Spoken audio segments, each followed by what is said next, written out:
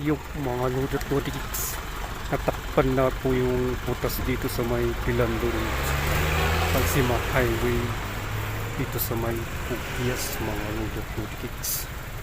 Yun nga lang, talagang ganito ang taloy ng takbo ng trapiko dito.